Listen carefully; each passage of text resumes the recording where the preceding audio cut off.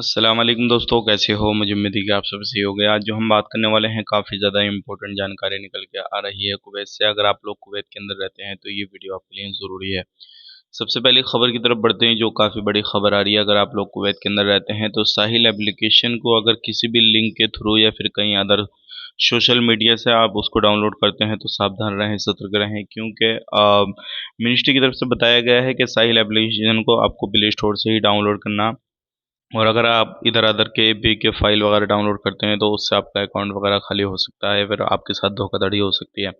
तो इस चीज़ का खास करके ध्यान दें, क्योंकि ऐसे बहुत सारे डुप्लीकेट एप्लीकेशन बन जाते हैं, सारी चीज़ें आपका डाटा वगैरह जो है वो चोरी कर लेते हैं।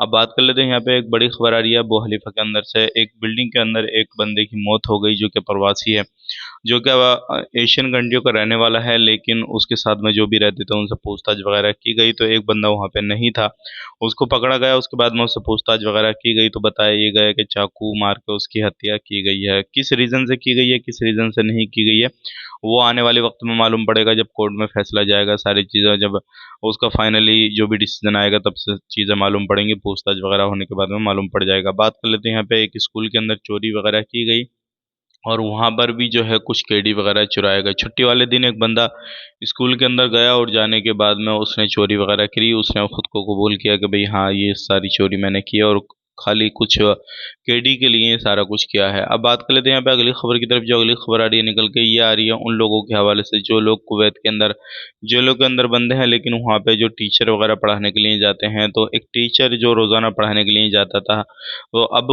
वो जैसे ही एंट्री करता है जेल के अंदर जाने के लिए तो घबराता है। पुलिस वाले उसको चेक करते हैं, उसके पास में कुछ मोबाइल फ़ोन निकलते हैं। तो मोबाइल फ़ोन निकलने के बाद में जब चेक किया गया तो उसको पता ये लगा कि ये किसी भी तरीके से किसी न किसी की मदद करना चाहता था। मोबाइल फ़ोन वगैरह जो भी था वो लेना चाहता था। उस तरीके से उसको पकड़ा गया, उससे पूछताछ वगैरह हुई कि ये सारी चीज़ें किसको देने वाला था, कहाँ से लेकर आया, वो पूछताछ वगैरह चल रही है। अब मुकदमा उस पे जो है वो दर्ज कर लिया गया है और आने वाले वक्त में उस पर कार्रवाई वगैरह भी की जाएगी। अगर आप लोग कुवैत के अंदर रहते हैं तो ये सारी चीज़ें आपके ऊपर भी हो सकती हैं। अगर आप लापरवाही करते हैं किसी भी तरीके से तो इस चीज़ का खास करके ध्यान दें।